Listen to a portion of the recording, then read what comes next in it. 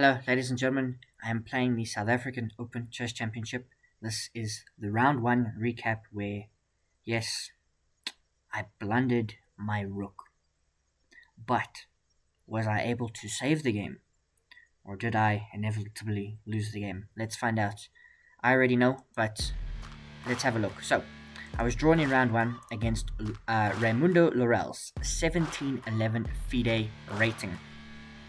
This is in round one. He's a 69-year-old man. I know that's a very nice number. And of course, I'm 20 years old. And my rating, I don't have a FIDE rating, so we're using my chess SI rating, my national rating of 1295. So let's have a look.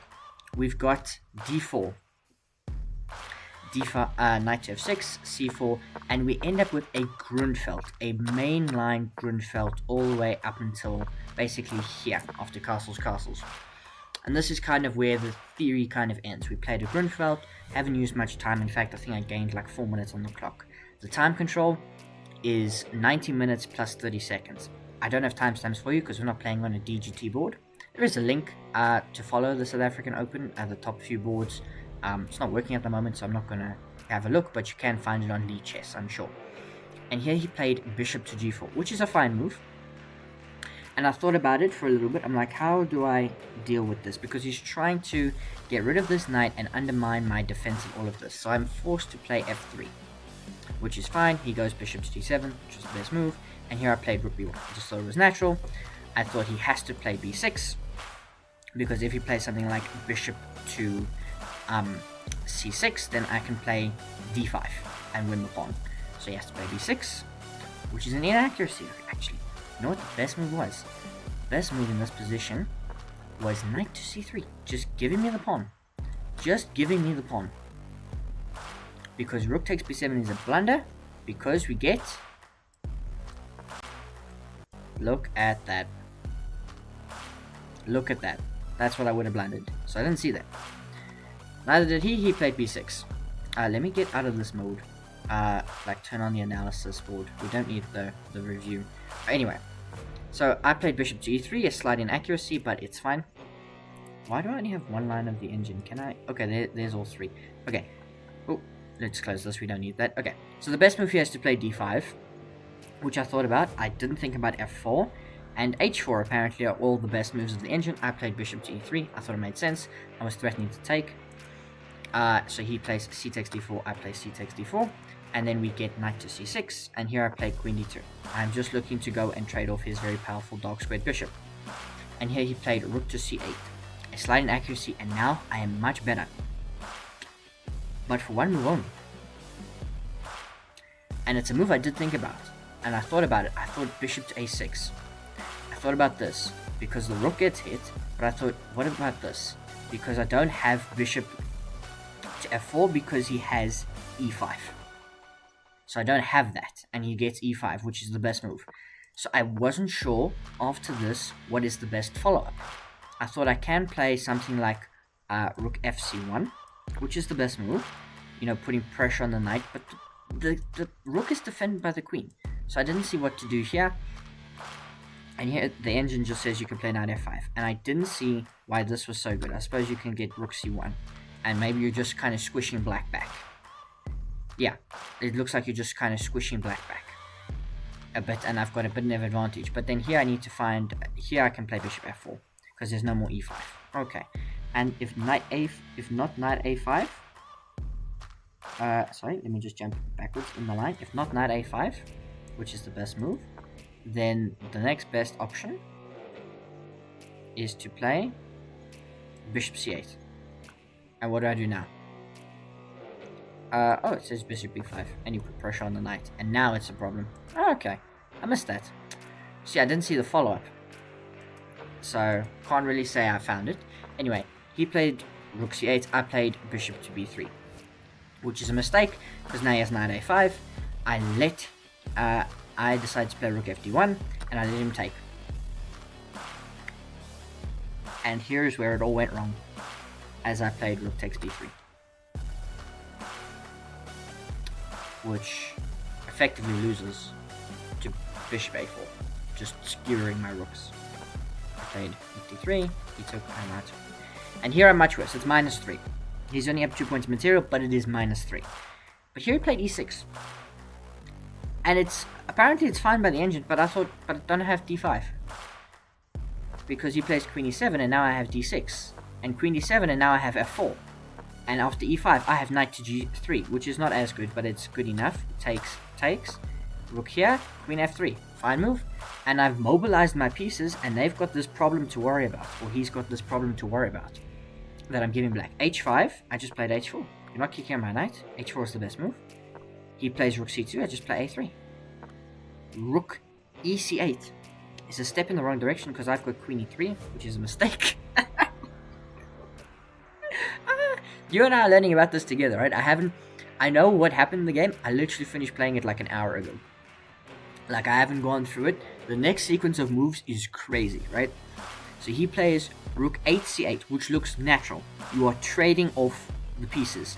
I played e5, the best move. Cutting off the defense of this bishop. Now the rook is hanging, so you have to trade. And now, where do you put this rook that it's under attack? Where do you put the rook that it's under attack?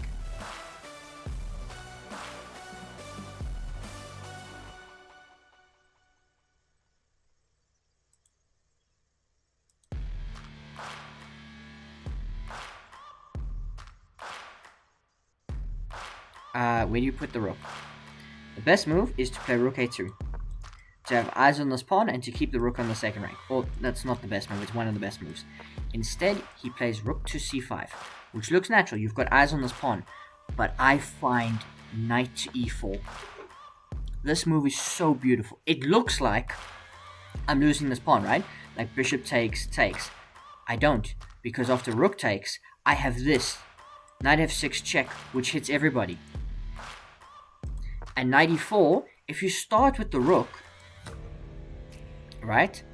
I have bishop takes d5, bishop takes e5, and I have queen d5. It's the bishop. So the bishop goes back. I now have queen a8 check. If king here, then we have knight g5 check. King h6. And then I have a variety of ways to win, but the cleanest is probably queen g8. And that falls. And the king's not gonna be able to escape. If you take the pawn, you lose. So, we have bishop to d4, I have king h1. F5 maybe gives you a bit of breathing room, but we have check. You have to sack your queen. And then this pawn will promote. So knight e4. I was so proud of this move. But he didn't fall for it, he played rook a5. I was devastated. The game is level. I've fought back. The game is level, but I thought I had a knockout win. So I played queen d3, which is a mistake, but he plays king f8, which is a miss. The winning move here for him is queen e6, which I missed. Not gonna lie, I missed it. What I should have done here, and this was my original idea when I brought the knight to e4, was to play... Oh, what's going on with the board? What's going on? Okay, he's put his rook there. I should continue. I've got a couple queen moves here, so I can play queen c4, queen c4, queen d4, and queen d1. Those are the three queen moves that seem to be fine by the engine. It doesn't like queen e3. He plays king f8. I told you about queen e6, and now I play knight to f6. Here, what I should do, the best move is knight to g5, which is what I had intentioned, because I was going to try and push through e6, but I just didn't see how it worked. Because obviously, I didn't see what happened after takes. I suppose I have knight takes, but I just didn't see it to knockout. I was looking for a knockout. I didn't see it after knight e6. What I did see after takes, I saw this, and what I saw was, for example, if rook here, I have here. And I win because of king f8. And I win. Oh no, they've got g5. Oh my gosh, that's disgusting. He's got g5. And if takes, queen b5. And if here, queen takes d7. Wow, that's crazy. My computer also looks like it's breaking.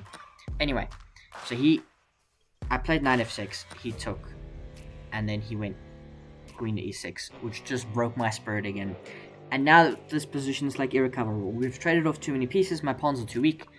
I avoided the queen trade, queen f3. I did consider d7. It doesn't work because this comes with check, and then the queen would get back to prevent promotion, so I had to play queen f3. He blocked because I was looking to infiltrate, and then I played queen c3. He hit me. He then won 2 pawns and went back, and the game's pretty much over. I tried with queen b7, and I tried bishop to g3. I tried. I really did try, but it was just not to be, as I then promptly I gave a check. I looked for something. He hunted my king, and here he traded off the queens and played a5, and it was here that I elected to resign the game. This was a tough defeat, not gonna lie. Really tough defeat. I had a few chances to draw the game, but it all really stems from just blundering my rook. Blundering my rook here with rook takes b3 on move 17. If you look at this, right? If we go back, a move. If we go back a move, and I just take with the pawn, this position is level. And I can fight it out a bit more. Like, I'm going to be able to trade off the dark squared bishop. His pieces are passive. Like, okay, he had queen c7, which I was slightly worried about, but I just thought rook c1, which was fine. And then if he's got queen d6, but I was going to say queen b6, which is fine. I've got, you know, like bishop here. I just thought it's a slight inaccuracy because rook c1, rook c1. What is it? Rook c8. Oh no, it's bishop takes a6, queen takes, and I just thought this was fine. And you know, if you go back in the channel to last year at Kalo India in October, which I played, I think the video came out in January because I only started the channel in November, December. I played a Grunfeld. I tried to avoid it, but I played it well, and like just to blunder this, right, when I had so much time on the clock and I didn't even think, I just thought, well, I have to take with the rook makes no sense. And I looked here, I only looked at bishop to e6, and I just thought here, I just thought d5, and if you look bishop to d7, this position's fine, because he threatens to move again, and then I would have doubled the rooks. That's what my plan was, to like double the rooks, and then he's got to come out with like some f5. Which he may have found. I mean, you know, credit to my opponent, when he needed to, you know, he found the best moves, okay? And then if we go back into the review, and we just click to the end, right? Chess.com gives me still an 80% accuracy score, which doesn't feel fair. Gives him 84, 3 great moves, 1 great move from me. I played the best move 20 times, so I played more times the best move. It still thinks I was 1950. But it thinks he was 2000, and this was just a rough defeat. Like, I really fought hard to try and level the game. I had the game level. I thought I saw a knockout punch. I didn't see it after I blundered the rook. So, a little bit disappointing, but hey, we've got another round later today. Recap will be out later at night, and then 2 more rounds tomorrow. Rounds 5, 6, 7, 8 are during the week, 1 round a day. Next week, Friday, it's 2 rounds. Next week, Saturday is the final round. So a week of chess, really, really fun. Looking forward to it. It's a tough defeat in the first round, but I will bounce back, I'm sure about that. And, hey, is what it is. We're still, you know, it was a person rated above us. As long as we don't lose to people below us, and we get a couple of wins, we score some points, we'll be fine. Anyway, cheers. I hope you enjoyed the video, and let me know what you think of this game down below.